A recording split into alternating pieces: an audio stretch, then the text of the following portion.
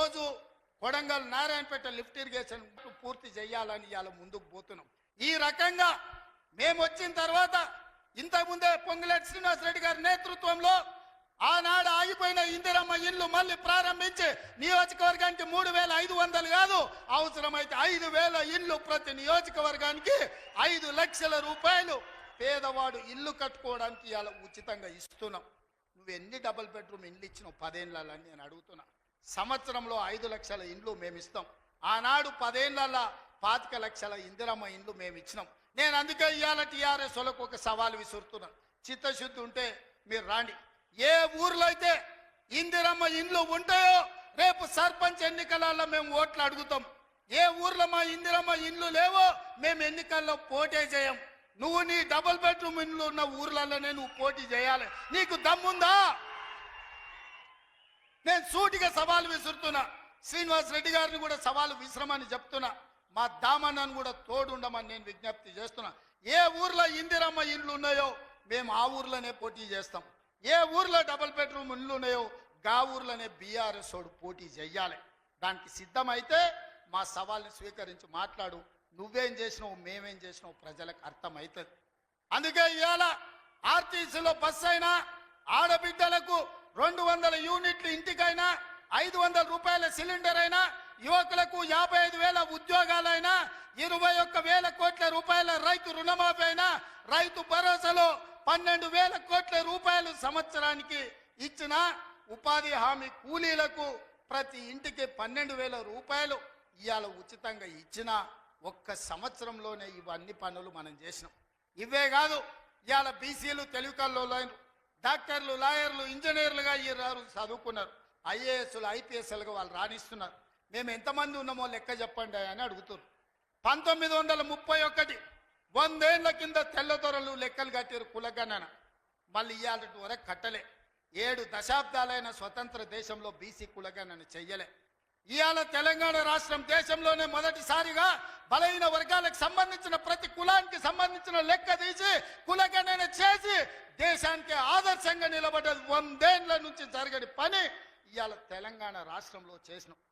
మాదిగ ఉపకులాల వర్గీకరణ ఏండ్ల నుంచి కొట్లాడుతున్నారు. 30 ఏండ్ల నుంచి 100 మంది పిల్లలు చచ్చిపోయిన కొట్లాటలు. ఇవాళ ఎస్సీ ఉపకులాలకు సంబంధించి ముఖ్యంగా మాదిగ ఉపకులాల వర్గీకరణ 30 ఏళ్ల నుంచి పీఠముడిగా ఉంటే ఆ సమస్యని పరిష్కరించి ఇవాళ వర్గీకరణ చేసినాం. ఇవన్నీ ఒక్క సంవత్సరం మేము సాధించిన విజయాలు.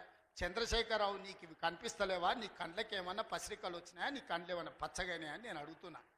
ఇవన్నీ మేము చేస్తలేమా? ఇవన్నీ నువ్వు సభకు వస్తే చర్చిస్తాం కదా. ఆయన రాడు. ఇక ఆయన మోడీ ఉన్నాడు ఢిల్లీలో, ఈయన గల్లీలో ఈయన ఒక ఆయన ఉంటే ఆడొక ఆయన ఉన్నాడు. ఆయన మనుషులు ఈడ మోపారు. బండి సంజయ్ అంట, కిషన్ రెడ్డి అంట. ఏం చేసిరాయా మీరు ఏం చేసిరో సవాల్ అంటుండు. నేను సూటిగా సవాల్ ఇసరదలుచుకున్నా కిషన్ రెడ్డికి, బండి సంజయ్కి. 2014, 2019, 2023 నరేంద్ర మోడీ గారు ఇచ్చిన హామీలు, మొన్న 2023లో మేము ఇచ్చిన హామీల మీద మేము చర్చకు సిద్ధంగా ఉన్నాం. నేను మా దామన్న మేము ఇద్దరం వస్తాం. కిషన్ రెడ్డి గారు, బండి సంజయ్ మీరు ఇద్దరు రాండి. బీఆర్ఎస్ నుంచి వాళ్ళని కూడా తండ్రి కొడుకులు వస్తారో, మామ అల్లుడు వస్తాడో, బావ బామార్ది వస్తాడో, ఎవడో ఒకడు వాళ్ళని కూడా రాని. చర్చ పెడదాం, బజార్లో పెడదాం, అంబేద్కర్ చౌరస్తాలో పెడదాం. అంబేద్కర్ సాక్షిగా చర్చ చేద్దాం. 10 ఏళ్ళు కేసీఆర్ ముఖ్యమంత్రిగా, 12 ఏళ్ళు నరేంద్ర మోడీ ప్రధానమంత్రిగా, 12 నెలలు మన ప్రభుత్వం ఇందిరమ్మ ప్రభుత్వం చేసిన పనుల మీద చర్చ చేద్దాం. నరేంద్ర మోడీ ఇచ్చిన మాట, స్విస్ బ్యాంకులో లక్షల కోట్ల రూపాయలు నల్లధనం ఉంది, అవి తెచ్చి ప్రతి పేదవాడి ఖాతాలో 15 లక్షలు వేస్తా అన్నాడు. ఒక్క పేదోని ఖాతాలన్నా మోడీ 15 పైసలు వేసినాడే? వేసిండా? ఒక్క రూపాయి నల్లధనం తేలే. కానీ నల్లధనం ఉన్నోళ్ళు దేశం విడిచి పారిపోయినారు.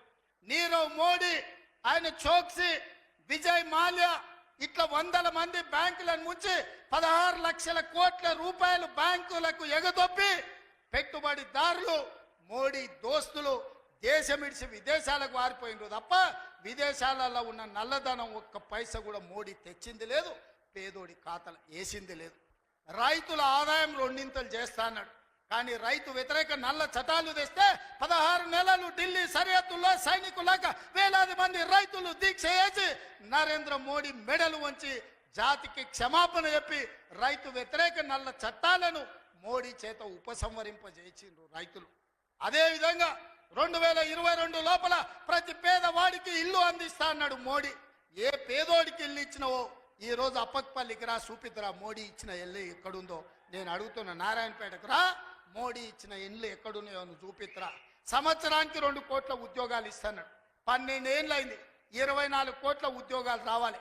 ఆ లెక్కన ఒక తెలంగాణకే 1 కోటి ఉద్యోగాలు రావాలి. ఎవరికి వచ్చినాయో ఉద్యోగాలు? ఓ కిషన్ రెడ్డికి, ఓ బండి సంజయ్కి 2 ఉద్యోగాలు వచ్చినాయి. తెలంగాణలో ఎవరైనా మోడీ ఉద్యోగం ఇచ్చిండా? ఎవరికి ఉద్యోగాలు ఇచ్చిండో మోడీ వచ్చి చూపియాలి లెక్క. నేను ఇచ్చిన 55,000 మందికి మొదటి సంవత్సరంలో ఉద్యోగాలు తలకాయ లెక్క పెడితే ఎల్బీ స్టేడియం రా ఒక్కొక్కరిని లెక్క పెట్టి పేరు రాసుకొని ఏ ప్రభుత్వ ఉద్యోగం ఇచ్చినో లెక్కలు చెప్తా. మోడీ గారు నీ బంట్లను పంపిస్తావో, నీ బంట్రోతులను పంపిస్తావో నువ్వు పంపించు, లెక్క పెట్టి చూపించే బాధ్యత నాది. మోడీ ఒక రకంగా మోసం చేస్తే ఇక్కడున్న కేసీఆర్ గారు ఇంకొక రకంగా ప్రజల్ని వంచిండు, మోసం చేసిండు, దోపిడీ చేసిండు. ఇవాళ అందుకే సూటిగా నేను సవాలు విసిరదలుచుకున్న బీజేపీ బీఆర్ఎస్ వాళ్ళకు. బీఆర్ఎస్ 23లో అధికారం పోయింది, 24 పార్లమెంట్లో డిపాజిట్లు పోయినాయి.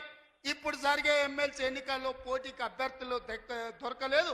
అదో దిక్కుమాలిన పార్టీ. ఆ దిక్కుమాలిన పార్టీ తండ్రో దిక్కు, కొడుకో దిక్కు, అల్లుడో దిక్కు, బిడ్డో దిక్కు కాకుల్లాక వాడి పొడుసాలను చూస్తున్నారు. ఈ కాకులకు సరైన జవాబు చెప్పాల్సింది కాంగ్రెస్ పార్టీ కార్యకర్తలే అని చెప్పి నేను ఈ సందర్భంగా తెలియజేయదలుచుకున్నా. మీరు అడగండి, 10 ఏళ్ళు వాళ్ళు పరిపాలన చేసి 10 నెలల్లో మనం అన్ని చేయలేదని అంటున్నాం. 5 ఏళ్ల కోసం కదా ఈ ప్రభుత్వం ఎన్నికైంది. 5 ఏళ్లలో అన్ని పనులు పూర్తి చేసే బాధ్యత మనది.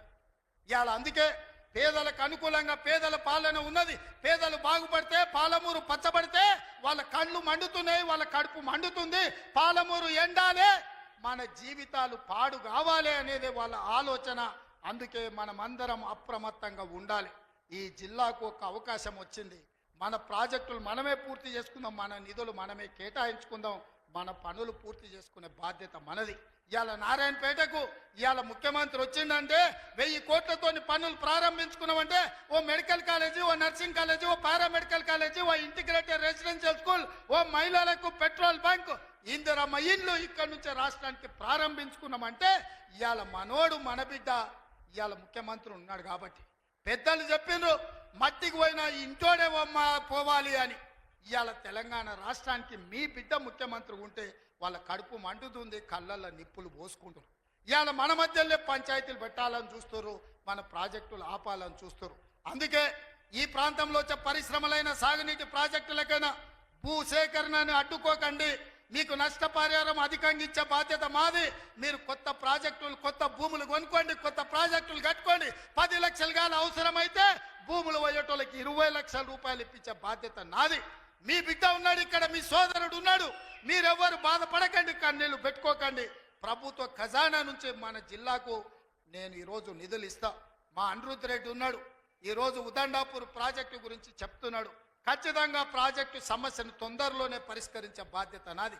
నష్టపరిహారం ఇచ్చి ఉదండాపూర్ ప్రాజెక్టును పూర్తి చేసి రైతుల్ని ఆదుకునే బాధ్యత నేను తీసుకుంటా.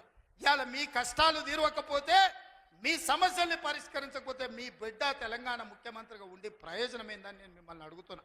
సంపూర్ణమైన విశ్వాసం పెట్టుకోండి. లేక లేక మనకు ఒక అవకాశం వచ్చింది.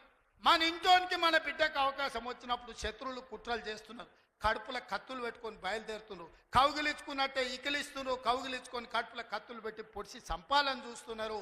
ఇట్లాంటి సన్నాసులకు గుణపాఠం చెప్పాల్సిన బాధ్యత పాలమూరు జిల్లా యువకుల మీదనే ఉన్నది. మిత్రులారా, పనిలో నిమగ్నమై ఉన్న పనులు చేసే బాధ్యత నాది, కాపాడుకునే బాధ్యత మీది.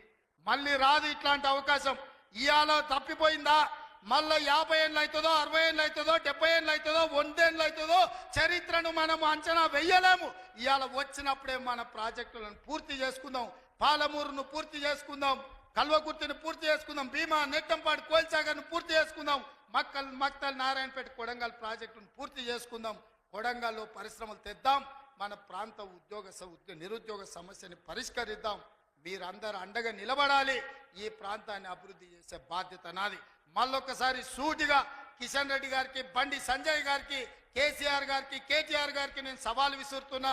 12 ఏళ్ళు మోడీ పాలన మీద, 10 ఏళ్ళు కేసీఆర్ పాలన మీద 12 నెలలు మా పాలన మీద మేము చర్చకు సిద్ధంగా ఉన్నాం. నేను మా సోదరుడు దామోదర్ రాజనరసింహ గారు మేము చర్చకు వస్తాం.